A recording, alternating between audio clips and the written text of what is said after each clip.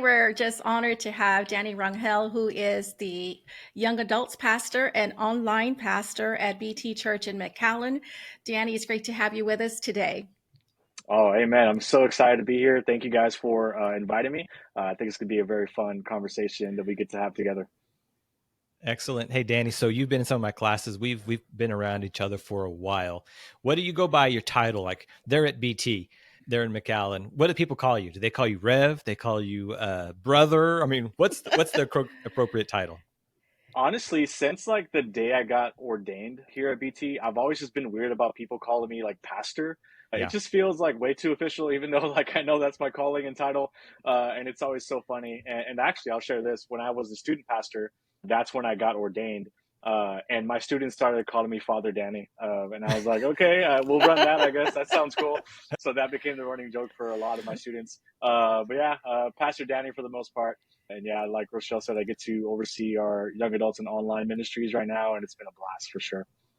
That's great. All right, Pastor Danny. So we're so grateful. I'm grateful to have you as a part of the Stark Difference podcast. This is a Yeah. podcast all about the calling that God has given on people's lives. And so we're super excited that you would join us. I'm just curious. I mean, you are a leader of leaders. You run a significant ministry.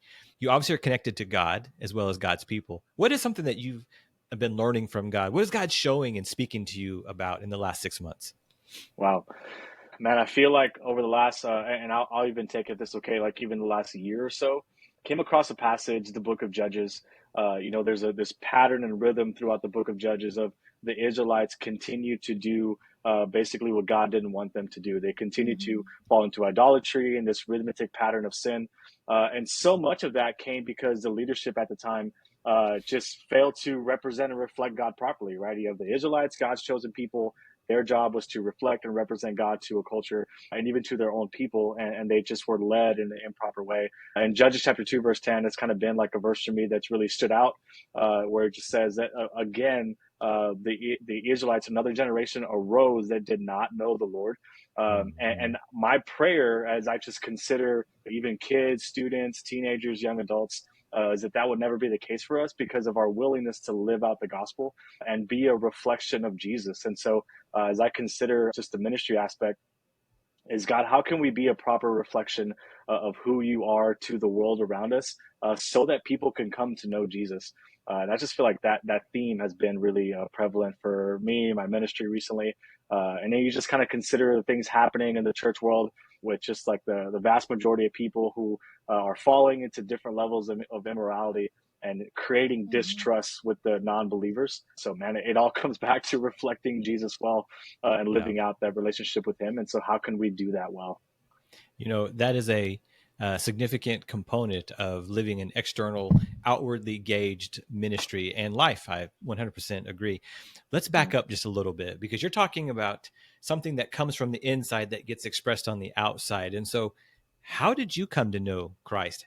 Where did this fire start in your own belly? I mean, you didn't grow up and all of a sudden become Pastor Danny. There was a time when you were not a pastor, when you were a pagan, you were running from God. What's that story? Give us your background. Yeah, man. In short, I did not grow up in church. My parents didn't take us to church. I'm the youngest of three children, and yeah, never went to church. And then in junior high, I got invited to my first ever youth group experience, and I thought it was cool. Like there was free hot dogs and games and cool music, and I was like, this is great. This is fun.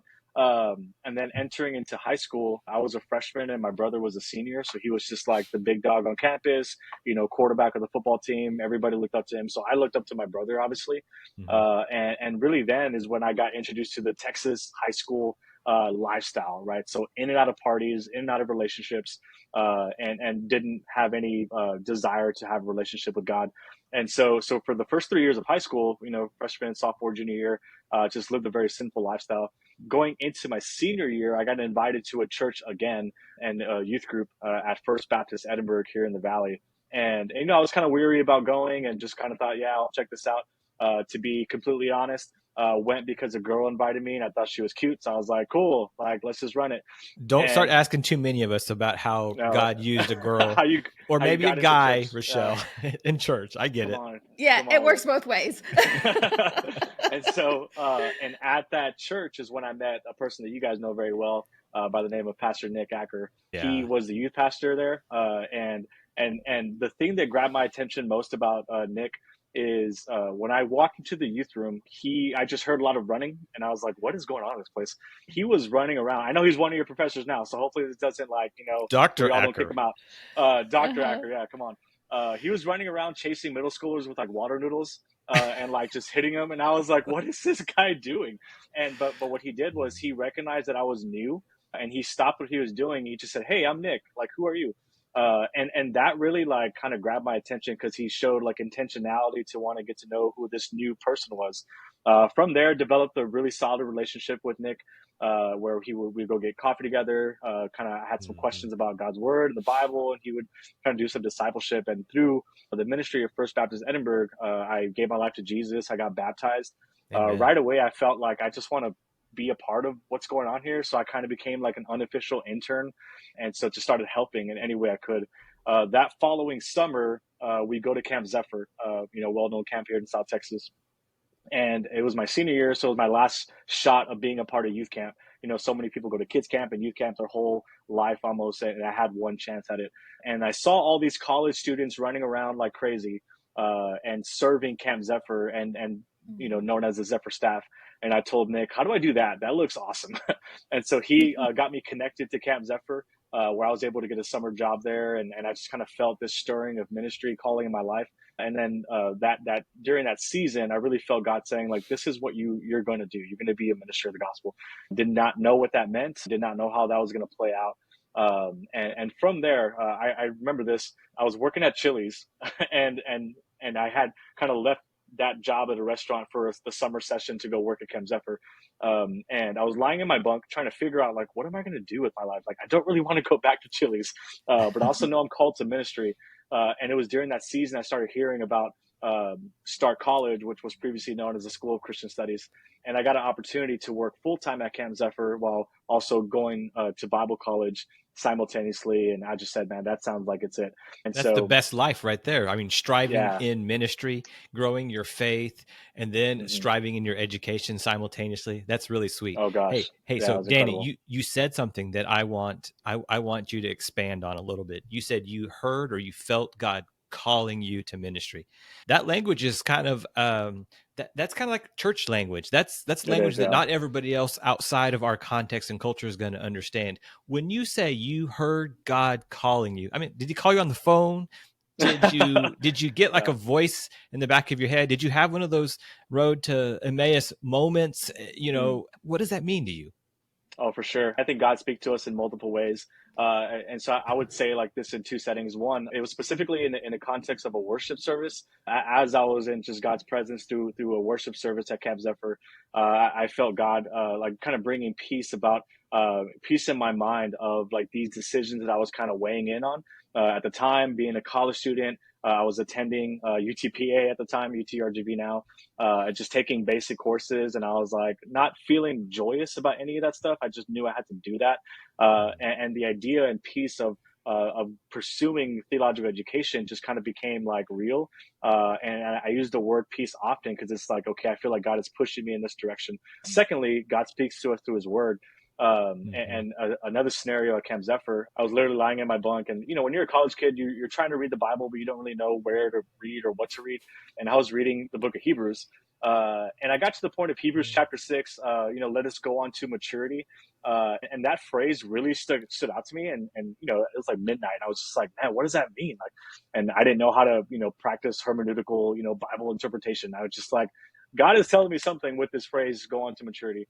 And I really felt like in that moment, like the continued peace of mind of that you need to pursue this in your life. And that's just kind of what it felt like. And so there is a passage in the book of Acts, forgive me for not remembering the reference, but Paul, the apostle Paul, is called to ministry and is within the context of of a worship setting where they're worshiping, and then he gets called out. And I love that reality, because when you get called out, I think it's in the presence of God, where Hmm. you're in that moment, and you're able to hear from God clearly. But one thing I do want to point out is this: is because as I get to engage with young adults very often, is when they feel called to something, they often think it should come with zero opposition. When Paul goes into ministry, he experienced a lot of opposition. So opposition doesn't mean that we need to stop walking in the direction that God has us. I would even say it's almost more clarity that you actually are walking in that direction, because Yeah. opposition is happening, Mhm. right? Yeah, it And clarifies so your there's, vision, and it mhm, makes you stand up for what you believe God's really calling you to do. I mean, there has to be a yeah. conviction. So I think you're going there, but what opposition did you face? Man, I think a lot of it was just like confusion of like, am I Mm. making the right decision? Kind of going back a little bit to my family and upbringing. They didn't know what I was really doing. Like I said, they didn't grow up in church, and so when I would leave for the summertime and go to Camp Zephyr, they thought I was lying to them. And one Oh time they just wow. pulled up to Camp Zephyr, and they're like, "We just want to see what you're doing." And they saw it, and they're like, "Man, this is incredible." And so now, like, the encouragement I get from my parents has been absolutely amazing. But yeah, and so just kind of feeling that reality, and then like now stepping into a ministry calling when I started at Stark, and then going into a youth pastor position. Like, it wasn't always easy. It wasn't always I opened the doors and hundreds of students showed up. Sometimes it was like, all right, two guys are here, and this is our Yeah. youth group. Let's get it. And so this is awesome. And Yeah. often you feel like when you have ministry failure moments of like, this event didn't pan out, this service didn't pan out, you're like, maybe I'm not called to this, or this is too hard for me. Maybe I should go ahead and step away from this. But I just think that that was, for me, was some of the opposition moments, and then seeing God work in some really cool ways through some of the ministry opportunities I've been able to be a part of has just been incredible. But it has been a crazy journey for me as well. That's really awesome. I want to piggyback on something that you've already sort of opened out. You talked about Nick Acker being like a significant person in your formation of understanding who Christ was. Mhm. Who was the person who walked beside you, who was calling you to maturity, to a sense of maturity, that maybe was even that encourager when you were in the midst of all of the opposition? Is there someone who's been a part of your leadership educational journey that has helped you with that calling? I think part of it too was walking alongside this with a really good friend of mine, Colin Rochamel, who's the youth pastor now at BT.Church. He and I kind of felt some of those similarities around the same time. And so when I was like, hey, bro, I think I'm going to go to Bible college, and he was like, dude, we should just do it together. That was really huge to me, like, because now you're doing it in the context of community. And so that was just a huge blessing. As far as like my theological journey, like attending the School of Christian Studies at the time, I mean, Dr. Rangel was huge for me. Mm. Like, he was just someone that was really easy to chat with, and very laid back, and a great listener for me to be able to process some of the theological things that I did not understand, and just like kind of helped me in that journey. And so yeah, I really just enjoyed a lot of that process. And then from there, I met who is my current senior pastor and person I've been doing ministry for a long time with, Chris Dupree. He became the senior pastor at Awadusa Baptist Church about the same time that I was working at Camp Zephyr and pursuing Bible college. And Awadusa Baptist Church, for context, is right next to Alice, maybe about a 25-30 minute drive from Camp Zephyr. And he just challenged me, like, hey, bro, like, we're trying to start a youth ministry at this church. Hasn't really been done in quite some time. And so how about you come help? And we really didn't have a relationship. We didn't really know each other. And so I just felt, again, that peace. And I was like, cool, like, here's an open door. Let me walk through it. And since then, Chris and I have been doing ministry together since almost day one, as far as like church vocational ministry. But yeah, so that those people have been huge and impactful for me. Well, Pastor Danny, I know several of them, and I'm just, it's just such a blessing to hear that several of them have a connection to Stark, whether they Yeah, were some of them that we still are very much connected with Dr. Nick Acker being Hmm. actually teaching one of our classes this semester. love But that. Pastor Danny, we know that you are the young adults pastor, you have done student ministry, and so you have a heart for the younger generation.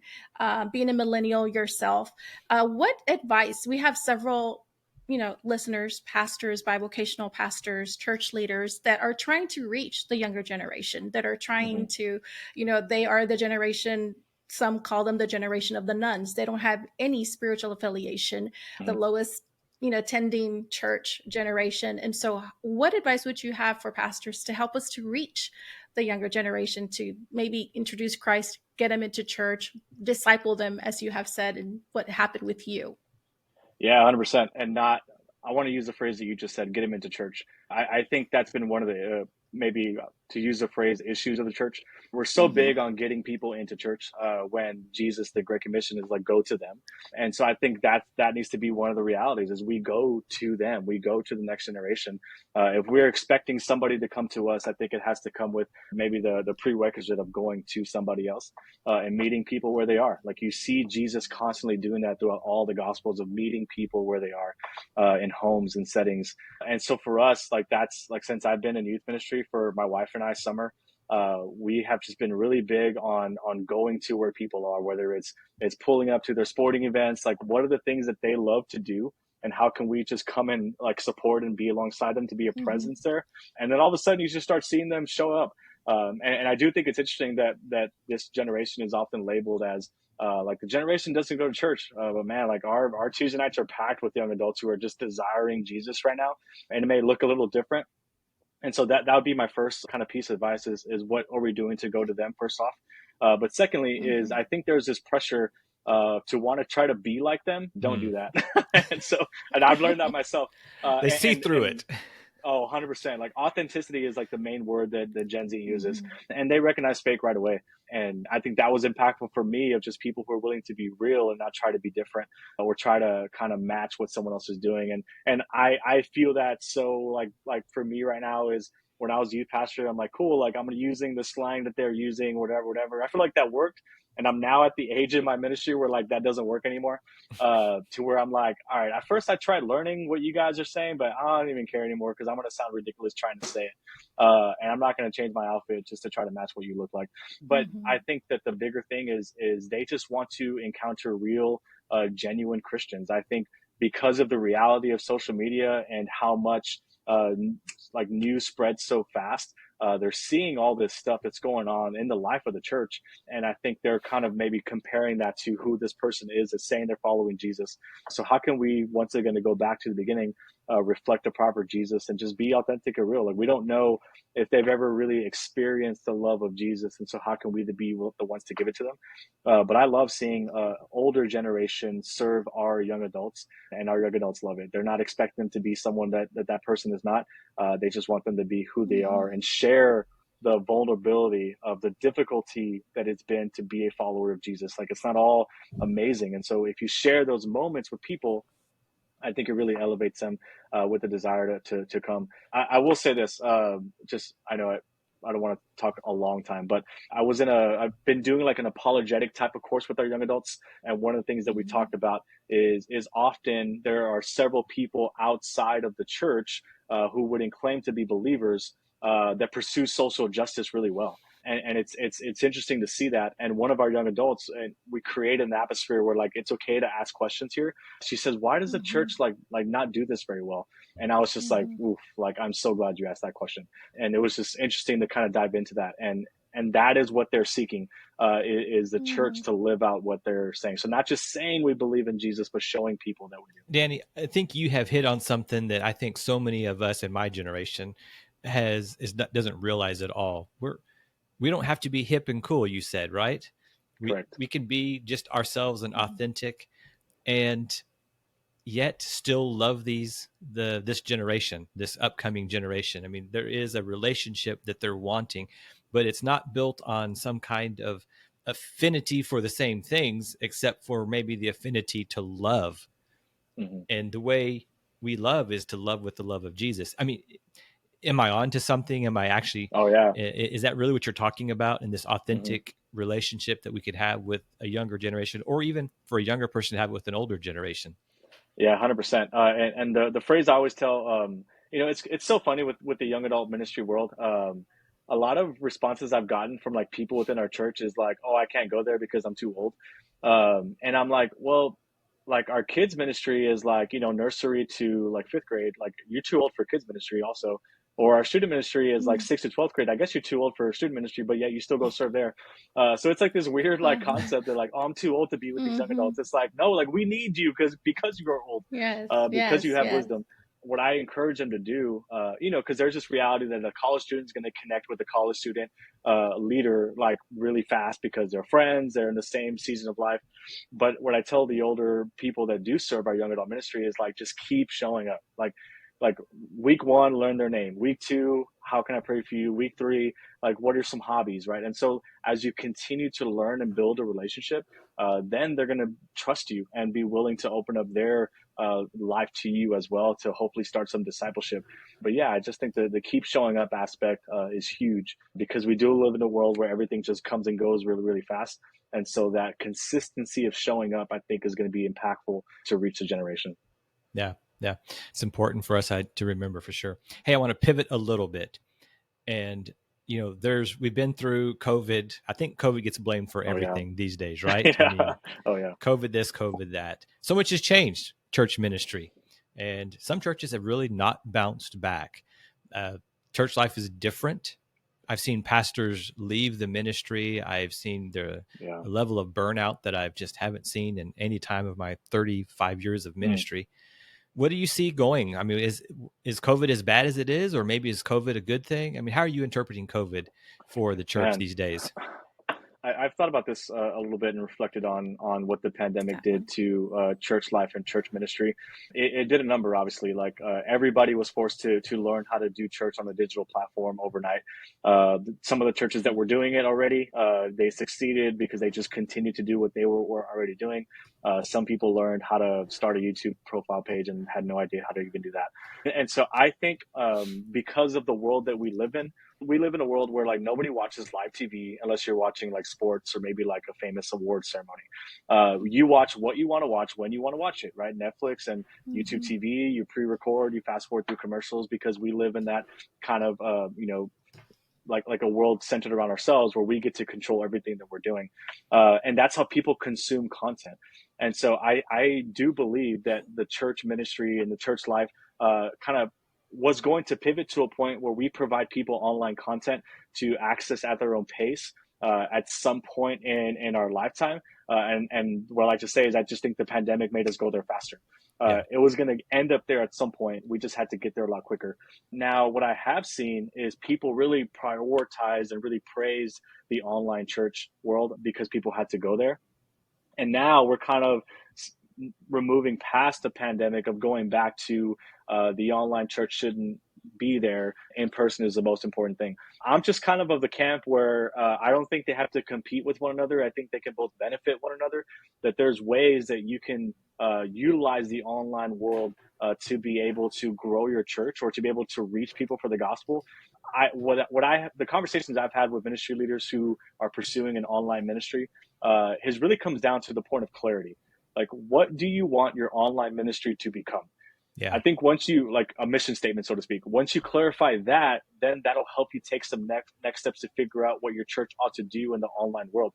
If you want to just live stream your main service and that's all you want your online ministry to become, then that's great. Like, do that. What you're going to do is you're going to gain maybe some people who live next to your physical campus that may want to attend in person. We've seen that so much at BT.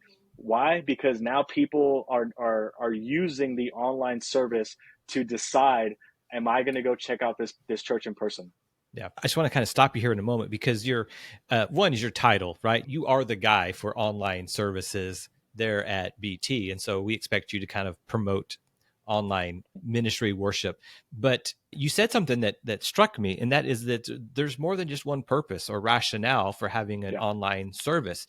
And in my mind, I could break it down into two. And I'm curious, would you agree, disagree? Would you add more? But maybe there's a purpose for your online ministry for believers that, as you said, they're sort of like checking you out. It's a safe way to kind of peer into the church before you commit to go. So it's the believers and the non-believers. Is that the only two categories you think that online ministry is for, or is there a third, or does that encompass what you're seeing?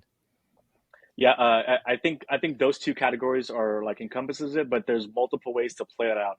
And so one, like your website, your online experience, like that's now the front door to church. People are going to go there as your lobby versus going to your physical lobby in your church. And so I'll just say this like running joke.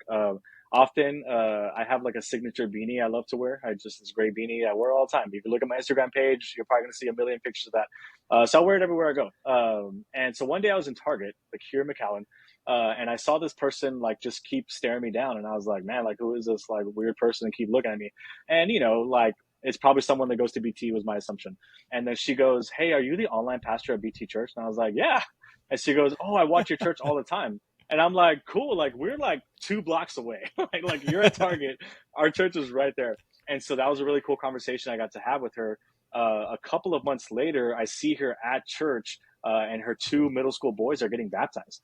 And I was like, Awesome. whoa, this is insane. Wow. So we have seen the online ministry be like a powerful platform, just to introduce people to our church. And then they check it out. Is this something I want to be a part of? And then they're motivated to finally come and attend, which is why I think we ought to have a very good online stream, because people often decide. I'll say it this way too. I'm a big coffee connoisseur. Like I love coffee. And whether this is right or wrong, I'm a big, like I judge a book by its cover. If Huh? the cover's not cool, like I may not read the book. And the way that we apply that now is I judge a organization, whether right or wrong, sorry, by their Instagram page. And Oh, so like wow. that is what you're telling me about yourself. So like if a friend of mine is like, bro, I went to Austin, there's this cool coffee shop, you should check it out. What's my first thing I'm going to do? Like, I'm not going to drive to Austin, go check it out. I'm going to open up their Instagram page and see what they have. And that is telling me, like, should I take a next step or not Yeah. in pursuing this? And I think the church world has to get to that point of understanding that this is how people are grabbing information. Like YouTube is a search engine of people are trying to find answers. And so how are we utilizing our YouTube pages to be able to provide people answers? And I think there's a lot of tips and tricks there.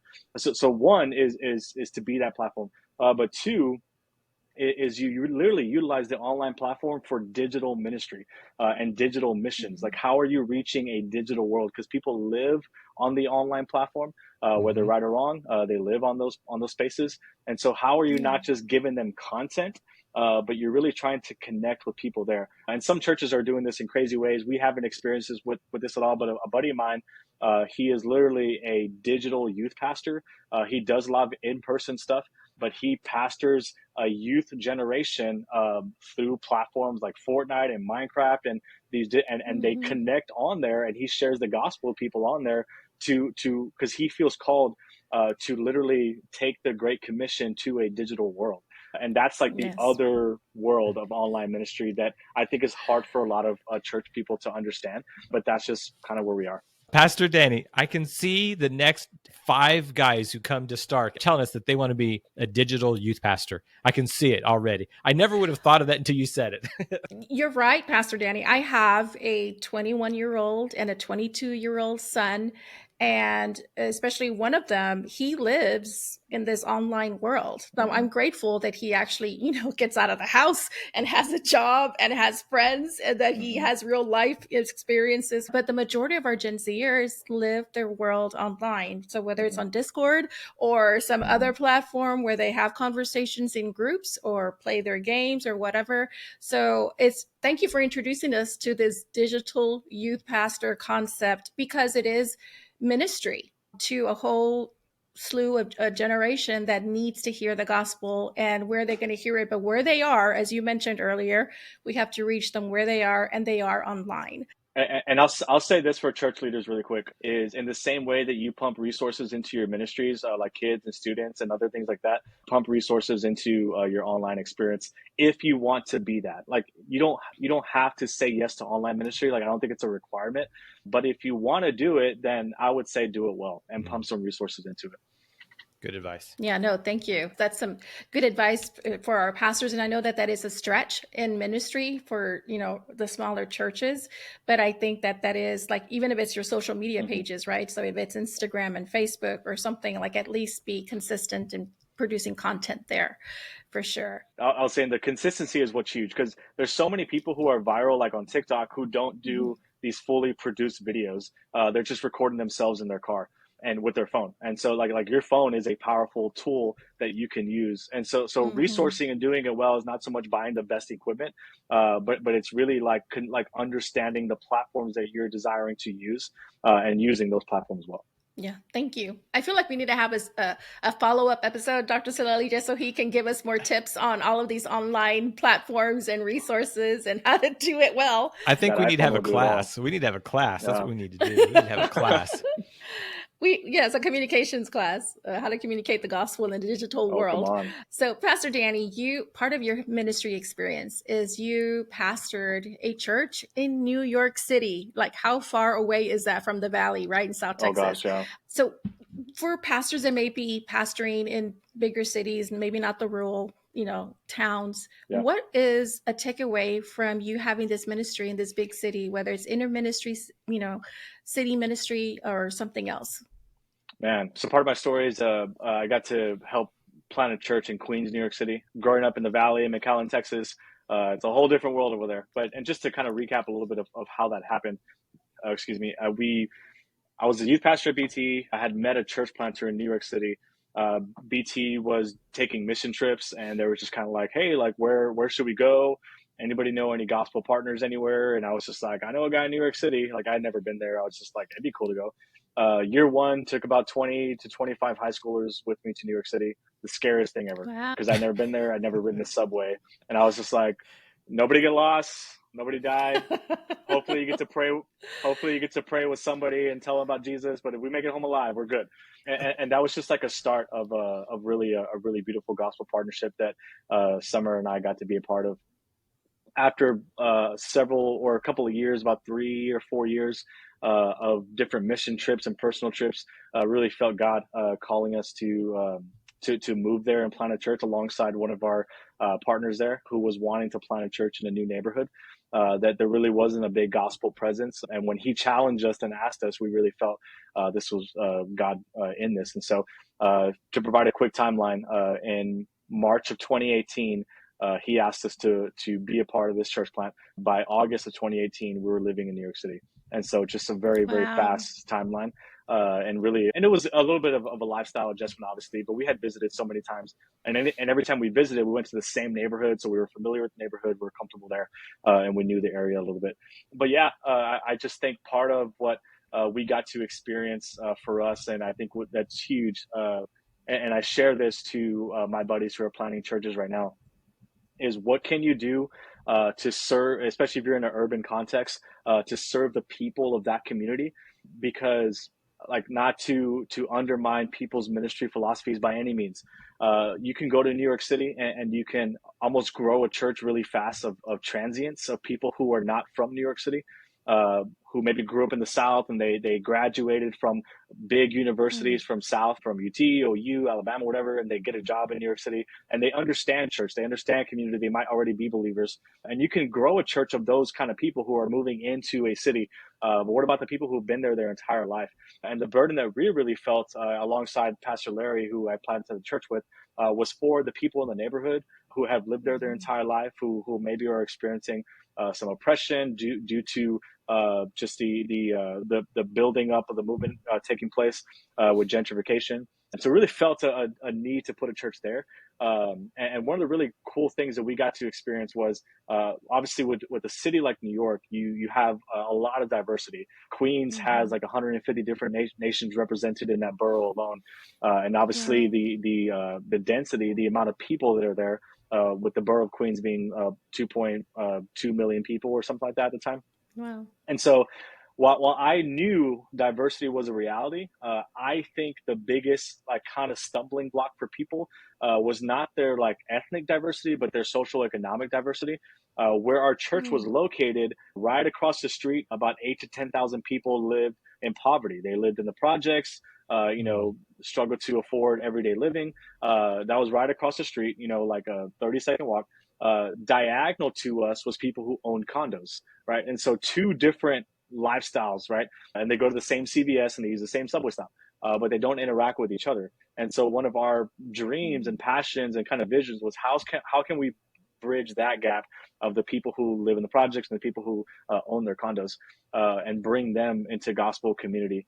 And that was just one of the really cool things that we got to experience, where people like met each other and they're like, "Oh yeah, I live right there, and I live over there, and I didn't even know you." And they got to kind of start doing life together. And so, yeah, beautiful things are happening. I mean, I think when obviously with the church plant in an urban context like that, I think the stats show that it takes about 7 years to be self-sustained, which Okay. is a really long time. And so there are a lot of hurdles to get over. And Mhm. then the other hurdle is everybody walks in New York, right? You know, people don't really own cars, and so your main form of transportation is walking. And one of the things that we did right off the bat to kind of get to know the area a little bit is we surveyed a lot of people. So we went to high traffic subway stations in our neighborhood and just asked them like, hey, like, give me 5 minutes of your time. I want to ask you these questions. And one of the questions we asked was, how far would you be willing to walk to a church? And the majority of people said 8 to 10 minutes, which walking is like not even half a mile, right? And so, or maybe half a mile at max. And so to Mhm. find a venue within a half a mile radius is really, really tough. And so that made it a little bit difficult and a couple of those hurdles to get over. But once we put something in the neighborhood, we saw people who I believe, and Pastor Larry would say the same thing, who would have never stepped foot into a church otherwise. Yeah. But because we put it across their street, they showed up. That happened with our launch service. And it was just really cool kind of seeing that. And then during the pandemic, seeing people help each other out, taking food for one another because they Mhm. couldn't get out of their house because they were quarantined, right? And so things like that we got to see was a really beautiful thing. That is amazing. Wow. Well, That is that's amazing. great. Hey, so you gave us a couple of shout outs. You gave the college a couple of shout outs in your conversation earlier today about your own education. I'm just curious. I mean, you're in a context now that is it's a larger church. It's blowing and going, and you've got a group of volunteers and well as those who maybe even feel like God's calling them to ministry for whatever that means, but they haven't maybe caught the bug or they haven't heard God call them to preparation. I mean, you're a former Stark student. You're an alumni of our partner school. I'm thinking it was somewhat valuable to you to have some education and preparation. What do you tell what do you tell leaders today that are wrestling with trying to prepare themselves, or do they just want to jump in and get their hands dirty? Yeah. One, theological education for me. One was kind of like a passion. I remember I like hated reading all through high school. I failed English literature in high school. I had to retake it my senior year. Just strong dislike. And so, one, if you're going into theological education, get ready to read because it's so much reading. And Amen. it was around that time that I felt a call to ministry that like all of a sudden like I started to enjoy reading, and I really do think it kind of was this reality that I was diving into something that I was passionate about. So it just kind of kept that enjoyment Mhm. going. So theological education was always just really fun for me and just to pursue that. But then I got to then enter into ministry experience and then kind of saw the balance of the two, where I got to start to practice the things that I was learning in the context of ministry, which is really enjoyable. What I'm kind of seeing now with young adults, and one of the conversations we navigate very often is people once they feel passionate about something like man they want to jump into it like right away, which is really cool. And as ministry leaders, like if you're connecting and ministering to young adults or to teenagers even, I think we have to find the balance of meeting people where their passion is, but then also helping them understand like the hard work and that it takes to kind of get to where they end up want to go. The Mhm. While I love social media, one of the biggest like downsides of social media is the comparison game. Is we Mm, see where other people are and we want to be there, but we don't want to like emulate the work ethic that they got someone to get there. right. And so Mhm. helping them navigate their passion, even give them moments of experience in their passion, but also push them towards like higher learning, I think is so important. So yeah, like I encourage young adults all the time, like man, if you feel called to ministry, like at least try one course just to like step into it. One of the tasks that I've been given now Mhm. with BT.Church is I get to oversee our internship program now, and so we have right now about 6 or 7 college students who are part of an internship program with BT, and so it's been cool kind of navigating their ministry calling, but also like encouraging them like hey like I do think that you should pursue some biblical education to help in your pursuit of ministry, and you know that way one. And Dr. Stapper, he's a really good friend of mine. He beat me in fantasy football this year. I will say that. So I'm not really excited about that. What he did was kind of talk about, he and I did a podcast together for BT once. And he said that one of the biggest values of theological education is the discipline of having somebody check your work. And I was like, man, that's huge. And so you're allowing yourself to be, I don't know if this is the right way of saying it, but under the authority of somebody else, Yeah. just to kind of help you grow as a minister of the gospel. And I think that's one of the really huge things. Otherwise, you almost kind of become like a lone ranger off to yourself, and kind of in pursuit, like, and not that you're doing it by yourself, you're in the context of community with the local church, hopefully. But yeah, I would just really encourage, man, like at least give it a shot to see if there's something that you wish to continue.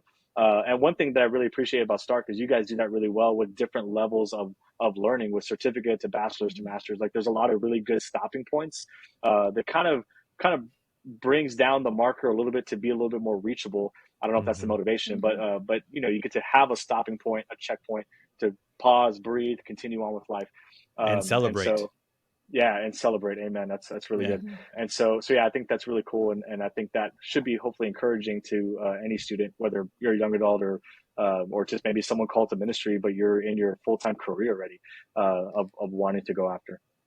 Thanks for that shout Thank you. out. I think that's great, Pastor Danny. And I think I see such a blessing in that God reached you when you were young, Yeah. and you knew your calling as, as a high school graduate, feeling passionate about Christ.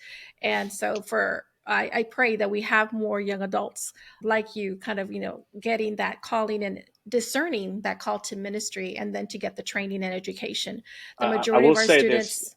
if you don't mind. One of the things that we have been kind of talking about, we're a Baptist church, so every Sunday we do an altar call, which is amazing. We see people, experience Christ for the first time, come to salvation, and we celebrate salvations, we celebrate baptisms. The challenge I've been feeling a little bit too is we need to celebrate more people called to ministry, really make that a part of our next steps of our altar call, if we have a student conference, a young adult conference, because one of the things I'm seeing now is I'm seeing a lot of young adults called to ministry now that they have like finished college already. So they're 22, they're 23, and what are they feeling? They're feeling the pressure of getting a job. They need a full-time job already, but then now they're like, wait, should I go to Bible school? That's going to take me a really long time, and to navigate that. And so, and not to say like obviously God's in their timing, but man, what if we help them pursue that calling when they're like a senior in high school, and then they got to get that started a little bit earlier. And so I think as we reach the next generation, as you reach teenagers and even younger young adults, college students, helping them consider that ministry calling sooner might help that timeline just a little bit, to where they don't feel the pressure of, I need to go find a job right now. So I really don't have a whole lot of time to do Bible school because I need a full-time job to support myself. I'm in a relationship. I want to get married soon. And so there's a lot of those variables that really make it kind of difficult. And so hopefully, and I think as a church, as leaders and ministers of the church, we can almost celebrate the ministry calling and really call people to that earlier. Pastor Danny, we absolutely agree here at Stark College and Seminary. And one of the things that we recognize is Scripture says that iron sharpens iron, right? We know that. And oftentimes we take that in sort of the mentee relationship, the Paul and Timothy. But Scripture also talks about sharpening or preparing ourselves so that we can be the best instrument for God. And so the education, what the biblical education does is it's a sustained season of preparation. And you use that word, under the authority. And I would say that we are submitting ourselves to Christ when we submit ourselves to someone else who's checking our work, who is clarifying for us what we think we know and what we don't know, and how we can learn. And so it's all wonderful. You also said that these young adults are feeling a call to ministry post-college. There are some people who will listen to this podcast and they're going to say, man, I don't know who he's talking to, because it appears to me that God's not calling people to the ministry. Do you think that God has stopped calling individuals to the ministry? No, not at all. I think, to kind of hammer on a little bit of what I just previously said, I think that maybe we overlook that as important next steps in our preaching of the gospel towards people, is calling them to raise up, and not even just preaching gospel. I think the reality of discipleship is huge as well too. I think in our culture, a friend of mine, he's really big on the idea of discipleship versus mentorship. We almost approach the world as and if you're going to grow in whatever career path you want to go to, what you often then think of is, let me find a mentor. Let me find somebody who's further along down the road. Let me pick their brain. Let me shadow them. Let me ask them questions. And we often think that is a reality of discipleship. Let me go find somebody and to pour into me. But what did Jesus do? He went and found people and he Yeah. said, you come follow me. Right. And so I just think as ministers, we need to be on the lookout for those people that we think, man, like there's something in you, and I don't know what it is Mm-hmm. yet, but I want to help you find it. And so how about you come with me this? I'm going to go speak at this event. You come with me. I'm going to go teach this Bible study. You come with me, right? And that is the process of discipleship, not expecting people to ask us because we're a little bit further down the road, but us go finding people because that's what Jesus did when he found his disciples. Amen. Yeah. Yeah, no, that's great. Come with me. And that's, Come on. we need to, as those of us that are ministry leaders serving in any kind of capacity, we have an opportunity to bring those along with us to learn and grow. Yeah, good word, Pastor Danny. Come on. Well, as we wrap up today, thank you so much for your time and giving us a lot of your insight, and especially, into areas that maybe some of our pastors and listeners and students aren't necessarily as, aware about, like the digital, fluency that is really needed for the church to be more engaged with online. But so, Pastor Danny, so speaking of online, how can our listeners connect with you online? What is an email or platform you like to connect with people with? I mean, my email is available, danny.runhell@BT.Church. I'm probably most active on Instagram, just _Danny Runhell. Yeah, feel free to reach out, connect. I love connecting with ministry leaders. So if you guys have questions or anything, feel free to shoot me a message, and I would love to chat it up. Thank you so much, Pastor Danny, for being our guest on the Start Different podcast, a conversation about calling and sharing with us about your calling and your ministry journey. Thank you so much. Thank you, guys.